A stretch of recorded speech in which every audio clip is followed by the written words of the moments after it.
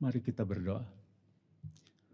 Tuhan Allah Bapa yang bertahta dalam kerajaan surga, kami mengucap puji syukur terima kasih oleh anugerah kasih-Mu Engkau telah menyertai kami sampai di tempat ini dengan selamat. Kami telah memuji, membesarkan nama-Mu. Tiba saatnya kami akan mendengarkan sebagian kebenaran firman-Mu. Kiranya Engkau tolong kami Tuhan, dan Roh-Mu yang kudus memampukan kami mengerti kebenaran firman-Mu ini. Dan kebenaran firman-Mu boleh tinggal, berakar, tumbuh, dan berbuah di dalam hati kami. Menjadi pedoman hidup, hidup berkemenangan di muka bumi. Sampai Engkau datang yang kedua kali. Atau sampai Engkau menjemput kami. Terima kasih Tuhan Yesus. Di dalam nama Tuhan Yesus kami telah mengucap syukur dan berdoa. Amin. Silakan duduk Bapak Ibu Saudara-saudara. Selamat pagi, Shalom. Saya diberi tema menjadi keluarga yang bersaksi. Dan tema ini sangat bagus. Karena kita sudah melihat bagaimana keluarga diobrak-abrik oleh dunia saat ini. Dan saya akan membagikan kebenaran firman yang akan saya dapat. Pembacaan kita tuh dari Mazmur 112 ayat 1 sampai 3. Kita akan kembali membacanya.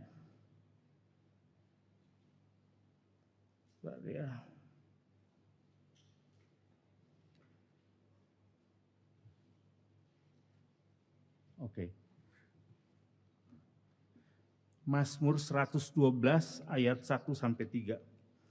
Haleluya, berbahagialah orang yang takut akan Tuhan, yang sangat suka kepada segala perintahnya. Anak cucunya akan perkasa di bumi, angkatan orang benar akan diberkati.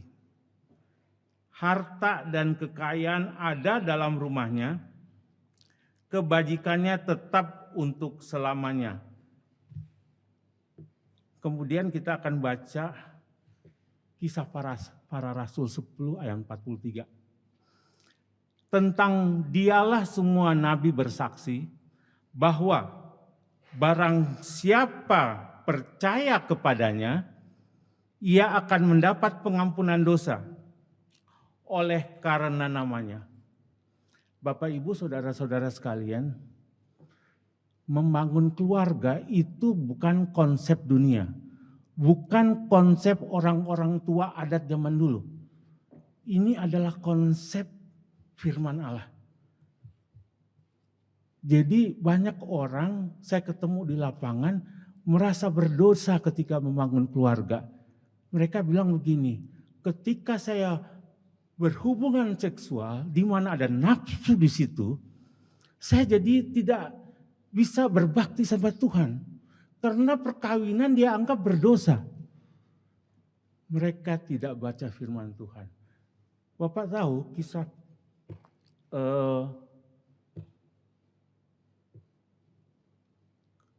firman Tuhan mengenai keluarga, perintah Allah itu ada di Kejadian 1 ayat 27 sampai 28. Saya baca yang merahnya saja ya. Diciptakannya dia, laki-laki dan perempuan, diciptakannya mereka. Allah memberkati mereka, lalu Allah berfirman kepada mereka, beranak cuculah dan bertambah banyak. Bapak Ibu Saudara-saudara, kan gak mungkin Alkitab bilang beranak cucu terus ditulis di situ dengan bersetubuh, kan gak mungkin. Itu sudah kita tahu bahwa beranak cucu itu pasti terjadi persetubuhan.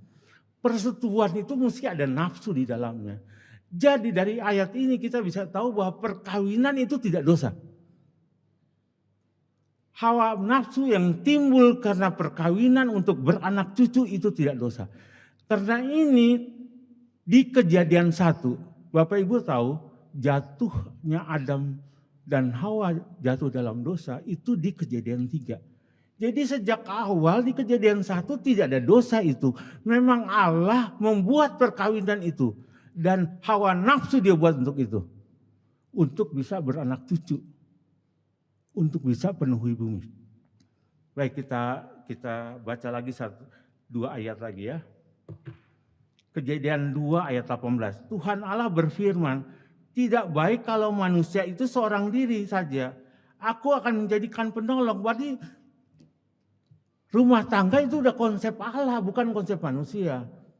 Jadi jangan pernah berdosa ketika kita membangun rumah tangga dan ada hubungan seksual di dalamnya. Kejadian 2 ayat 24 bilang gini, sebab itu seorang laki-laki akan meninggalkan ayahnya dan ibunya dan bersatu dengan istrinya. Ini 3 ayat yang bisa kita pakai bahwa Allah memang merancangkan keluarga. Dan Allah memberkati keluarga. Di Kejadian 1 ayat 26 tadi kan diciptakannya dia laki-laki dan perempuan, diciptakannya mereka, Allah memberkati mereka. Jadi Allah memberkati keluarga. Hati Allah ada di ciptaannya untuk membangun keluarga. Sehingga dari sini kita mendapatkan konsep keluarga yang diberkati Allah. Keluarga yang diberkati Allah apa? Ayah laki-laki, ibu perempuan plus anak. Ini konsep firman Allah. Bapak tahu yang mau diobrak-abrik dunia? Nih konsep ini. Tini dengan tini, tono dengan tono. Dan itu sudah menjadi hal yang biasa. Yang kita kenal dengan LGBT.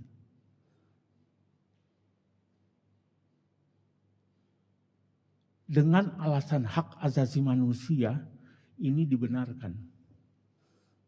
Padahal firman Tuhan, Bapak mau tahu? Firman Tuhan bilang apa? Kalau kita melakukan ini. Ini kitab sebelum Wahyu. Ini perjanjian baru.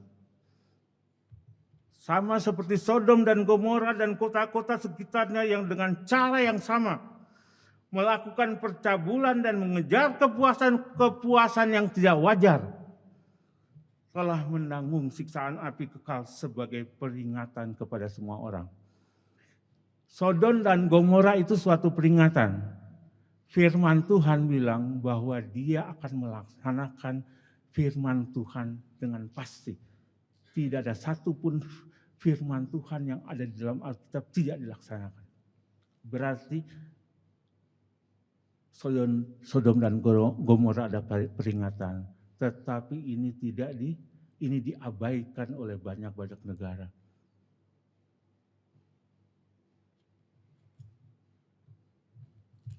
Konsep keluarga menurut firman Allah ditinggalkan. Saya coba cari data sampai seberapa jauh negara meng-ACC LGBT. Sorry.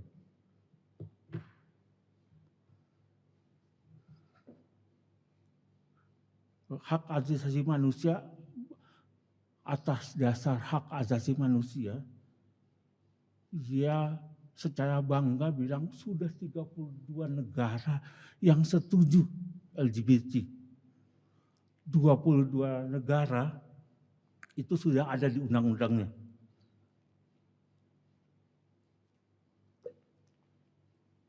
Sepuluh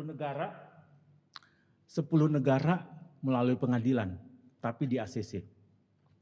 Kalau kita merujuk dari Yudas 1 ayat 7 tadi, bayangin ya 32 negara, kita nggak ngomong kiamat, kalau kita ngomong bahwa Tuhan akan menghancurkan negara-negara yang melakukan hal-hal seperti Sodom dan Gomora, sebelum kiamat mungkin sudah dihancurin. Ini baru 32 negara dan akan lagi lebih banyak negara-negara yang akan menyetujui LGBT. Nah, ini nanti saya sudah tinggalkan PPT di sini, tinggal boleh diambil. Ini negara-negara yang 32 negara yang menyetujui LGBT. Jadi Bapak, Ibu, judul tema kita sangat bagus. Kita harus berpegang pada firman Tuhan.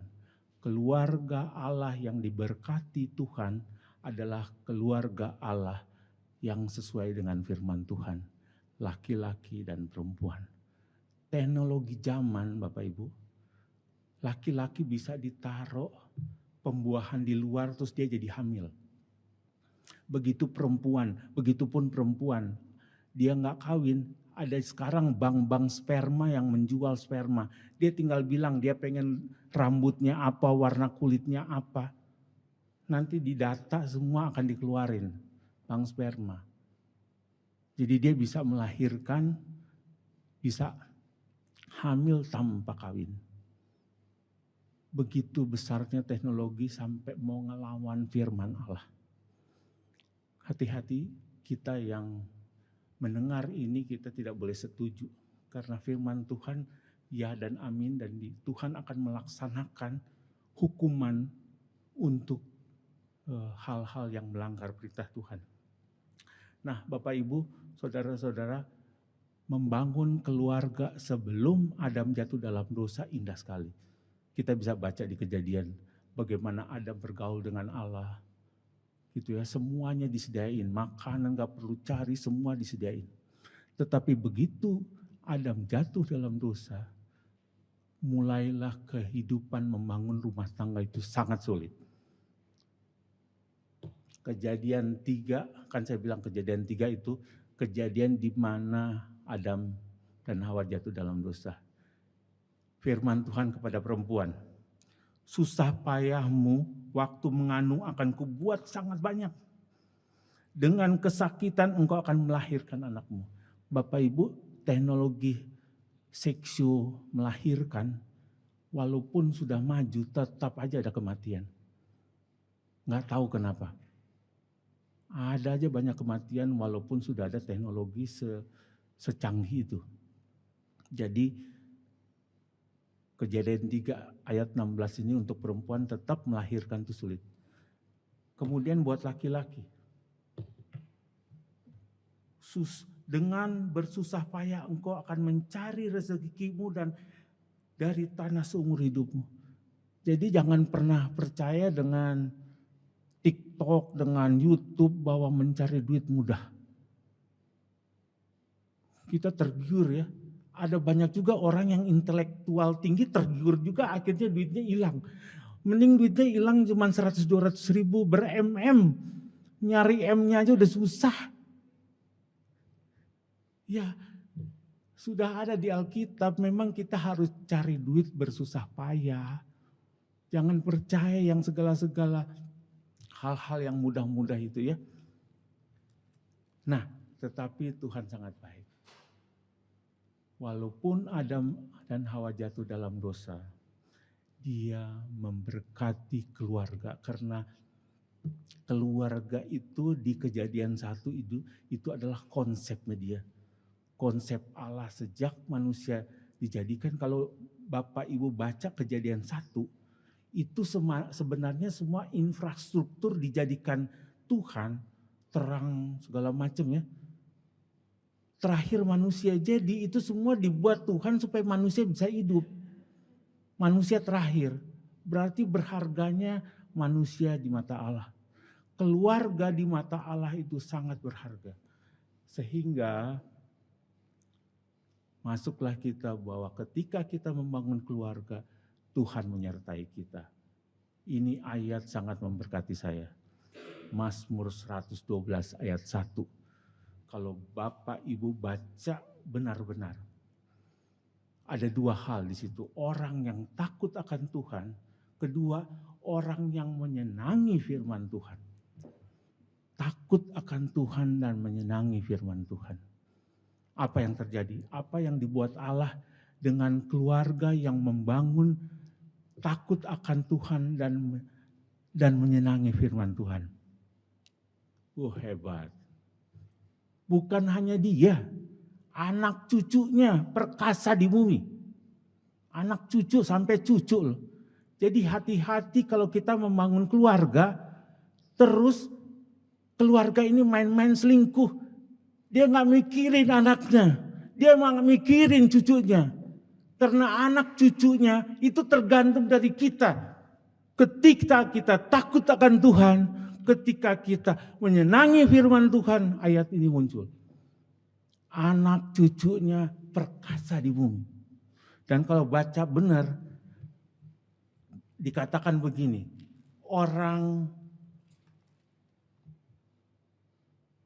angkatan orang benar akan diberkati.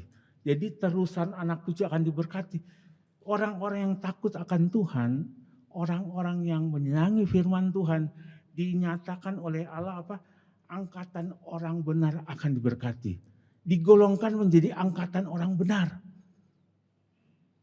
Jadi anak dan cucu kita menjadi perkasa di bumi, kita digolongkan menjadi angkatan orang benar. Dan angkatan orang benar berhak mendapat harta dan kekayaan dalam rumahnya. Bapak Ibu, saya mendapat berkat dari ayat ini. Saya kasih kesaksian, saya Januari kena stroke. Tanggal 1 Januari saya khotbah, dapat giliran khotbah pembukaan tahun. Kelar dari khotbah, saya merasa mulut saya pelok. Saya minta istri saya bawa saya ke UGD Pelni. Saya dinyatakan stroke. Stroke tersumbat. Kemudian tangan kaki kiri saya melemah. Ngeplek kalau orang Jakarta bilang. Nggak bisa ngapa-ngapain. Saya dokter kan. Dokter kan dapat uang dari pasien. Saya nggak bisa praktek. Habislah, anak-anak saya masih sekolah. Bagaimana ya? Ketika Bapak Pendeta Randy minta saya khotbah ini, dengan judul ini, saya merasa Tuhan kasih jawaban saya. Mazmur 112 ayat 1. Kenapa takut? Kamu percaya sama Tuhan, suka akan firman Tuhan. Kamu punya anak dan cucu akan perkasa di bumi. Saya langsung jadi takut, khawatir, cemas saya hilang. Karena baca ayat ini. Seperti Tuhan menjawab melalui ayat ini. Kenapa kamu takut? Pertolonganmu ialah dari Tuhan yang menciptakan langit dan bumi. Menciptakan langit dan bumi dan menyatakan firman ini. Kenapa kamu harus takut? Hingga akhirnya ketakutan saya hilang. Ya bagaimana nggak takut ya? Anak saya kelas 3 SMA mau masuk universitas. Anak saya terus yang kedua kelas 2 SMA mau masuk kelas 3. Nanti tahun ini mau masuk kelas 3. Masih perlu biaya. Kena stroke. Ketika saya kena stroke di Januari, anugerah Tuhan ngasih saya Amsal 4 ayat 20-23. Isinya apa? Ketika kita menjadikan firman Tuhan pegangan kita, Tuhan akan beri kita dua keadaan. Kehidupan dan kesembuhan total seluruh tubuh.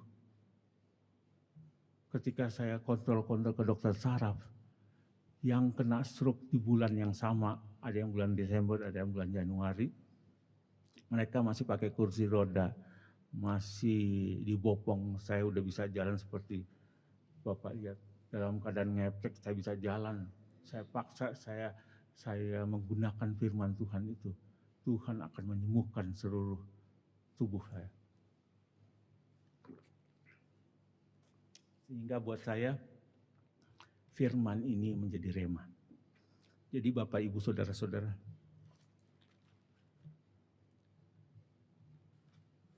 Tuhan tidak hanya mengatakan bahwa keluarga itu adalah biji matanya. Keluarga itu keinginannya. Tapi untuk bisa diberkati harus pakai format Allah. Jangan ikut-ikutan itu LGBT ya. Nah, setelah kita mengetahui bahwa keluarga itu adalah konsep Allah, bukan konsep manusia. Sehingga kalau mau diberkati Allah harus memakai konsep Allah, bukan konsep dunia.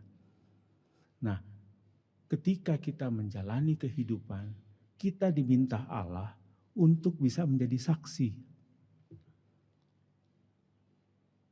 Nah, Bapak lihat ini ayat-ayat ini, Tuhan Yesus diutus Allah untuk memberitakan Injil. Nah, ketika Tuhan Yesus mati di kayu salib, naik ke sorga, duduk di sebelah kanan Allah Bapa, dia memberi estafet kepada murid-muridnya dengan tugas yang sama. Sebagaimana Allah menugaskan Tuhan Yesus untuk mengabarkan Injil, dari Markus 16 ayat 5, Tuhan Yesus juga meminta kepada orang-orang yang percaya kepadanya untuk memberitakan Injil. Maksudnya memberitakan Injil apa sih sebenarnya? Kita sering dengar tuh berita Injil. Buat apa sebenarnya berita Injil itu?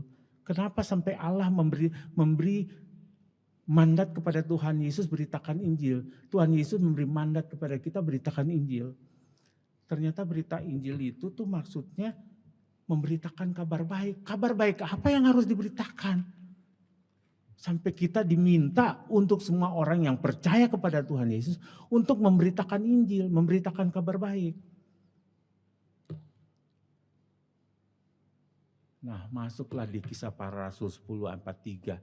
Ini masuknya berita Injil. Barang siapa percaya kepadanya, kepada Tuhan Yesus, ia akan mendapat pengampunan dosa oleh karena nama Tuhan Yesus. Artinya dari ayat ini, tidak ada satupun yang bisa menjadi perantara bumi ke surga selain Tuhan Yesus. Sehingga kalau ada pengajaran yang menyingkirkan Tuhan Yesus menjadi perantara antara bumi dan sorga, tinggalin itu. Walaupun dia pendeta, walaupun dia melakukan mujizat. Karena hanya satu nama yang diberikan Allah untuk penghubung bumi dan sorga, nama Tuhan Yesus. Karena ketika kita percaya kepada Tuhan Yesus, di situ dibilang apa? Pengampunan dosa. Jadi tidak ada yang bisa ngampunin dosa selain percaya kepada Tuhan Yesus. Oh, karena merasa bersalah datang ke gereja kasih perpuluhan, kasih persembahan. Itu tidak bikin kita punya dosa diampuni. Kasih pembangunan gereja, kasih persembahan untuk tanah untuk dibangun gereja. Itu tidak bikin kita akan diampuni dosa-dosanya. Dosa akan diampuni kalau kita beriman percaya kepada Tuhan Yesus. Hanya itu satu-satunya jalan untuk pengampunan dosa. Tidak ada jalan lain. Nah, kalau kita punya dosa tidak diampuni bagaimana? Kalau kita tidak percaya Tuhan Yesus. Roma 6 ayat 3. Sebab upah dosa adalah maut. Maut artinya masuk neraka. Nah, Allah tidak mau manusia yang diciptakan itu masuk neraka. Kita yang sudah tahu firman Tuhan diminta menjadi alat untuk supaya manusia yang tidak mengenal Tuhan Yesus mengenal Tuhan Yesus. Karena dengan mengenal Tuhan Yesus dosanya diampunin. Kalau dosa jadi diampunin, tidak masuk neraka. Mendapat kasih karunia Allah. Di ayat yang sama ya.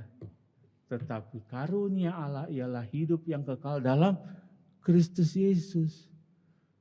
Saya dulu sebelum mengerti, memahami ini, saya banyak punya teman-teman agama lain. Dan mereka baik-baik sekali. Sehingga pada waktu itu sebelum saya dipanggil Tuhan untuk jadi hambanya, sampai saya berpikir, kok Tuhan jahat ya, ini orang baik-baik loh ini, bukan orang jahat. Mati dong mereka semua. Untuk itulah saya mengutus kamu menjadi saksi supaya mereka yang baik-baik tetapi tidak percaya Tuhan Yesus, supaya mereka percaya. Karena hanya Tuhan Yesus yang bisa bikin kita diampuni dosa dan masuk kehidupan yang kekal. Sehingga penting banget bersaksi. Dan bersaksi itu kita nggak perlu bersaksi sama bikin supaya orang jadi Kristen salah ya. Ada satu denominasi bilang kita harus bikin orang jadi Kristen. Itu salah besar. Kita hanya disuruh bersaksi. Soal orang menjadi Kristen atau tidak itu urusan Roh Kudus. Kita cuman hanya bersaksi. Urusan orang menjadi Roh Kudus, menjadi Kristen atau menerima Tuhan Yesus, itu urusan Roh Kudus, bukan urusan kita. Coba Bapak Ibu bayangin, dia dari kecil, dari dia meletek jadi orang, dia sudah diajarin dengan agama itu, terus kita mau pindahin jadi Kristen, sama aja kayak kita udah meletek dari orang tua Kristen, terus kita mau pindah ke agama lain, nggak mungkin kalau nggak ada anugerah kasih Allah. Dan kalau Bapak Ibu lihat sekarang, ada begitu banyak kesaksian orang menjadi Kristen, percaya Tuhan Yesus bukan karena kita loh. Tuhan udah pakai segala macam cara sekarang. Boleh tinggal lihat di YouTube bagaimana dia menjadi Kristen, tapi bukan karena kita. Sebenarnya itu pukulan buat kita. Karena apa? Kita nggak bersaksi, main aman. Sehingga akhirnya Tuhan pakai cara lain. Karena dia pengen semua manusia bertobat, percaya Tuhan Yesus. Tetapi orang-orang Kristen main aman. Tidak mau bersaksi. Sehingga nama Tuhan Yesus cuman buat dia sendiri, cuman buat kita sendiri. Kita masuk surga sendirian. Banyak orang mati masuk neraka karena tidak beriman percaya sama Tuhan Yesus. Dan saya kaget ketika mendalami ini, ternyata ada sanksinya kalau kita tidak bersaksi.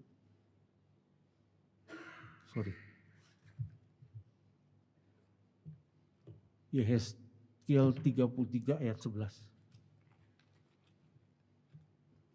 Kalau aku berfirman kepada orang jahat, engkau pasti dihukum mati, dan engkau tidak memperingatkan dia atau tidak berkata apa-apa untuk memperingatkan orang jahat itu dari hidupnya yang jahat, supaya ia tetap hidup, orang jahat itu akan mati dalam kesalahannya. Tetapi aku akan menuntut pertanggungjawaban atas nyawanya daripadamu. Ngeri kan? Udah pernah ada hamba Tuhan yang kasih ayat ini enggak? Saya sendiri baca ini kaget. Ternyata ada firman-Nya. Kita nggak bisa main aman. Menjadi orang Kristen nggak bisa main aman. Cuman selamat sendiri. Tetapi jikalau engkau memperingatkan orang jahat itu, dan ia tidak berbalik dari kejahatannya, dan dari hidupnya yang jahat, ia akan mati dalam kesalahannya, tetapi engkau telah menyelamatkan nyawamu. Di situ dibilang nggak suruh kita bikin jadi Kristen. Tidak kan? Cuman ngasih tahu aja, lo salah lo. Soal dia ikutin atau tidak, ya bukan tanggung jawab kita, yang penting kita udah kasih tahu. Kalau dia tidak ikutin dia mati, tapi kita dibebaskan dari tanggung jawab itu. Saya ketika baca ayat ini merinding saya. Langsung flashback ke belakang. Saya udah pernah ngasih tahu orang, salah nggak ya? Kalau dia mati pada saat saya tahu dia salah dan saya nggak pernah kasih tahu, wah hukumannya kena juga ke saya. Kalau dia mati. Baik Bapak Ibu, kiranya melalui firman ini kita boleh dikuatkan. Membangun keluarga adalah rencana Allah, bukan rencana manusia. Karena ini adalah rencana Allah, Allah akan memberkati kita. Kedua, keluarga pasti diberkati Allah karena itu adalah konsep Allah, bukan konsep manusia. Nah, karena keluarga adalah konsep Allah, diberkati Allah, kita diminta Allah untuk menjadi saksi, supaya melalui kita banyak orang diselamatkan, banyak orang percaya kepada Tuhan Yesus.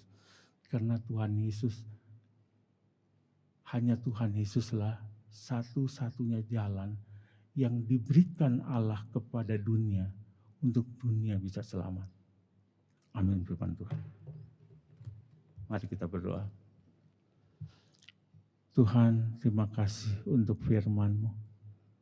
Tolong kami supaya kami boleh dapat menjadi saksi-Mu dan banyak orang boleh dimenangkan untuk kemuliaan kebesaran bagi nama-Mu.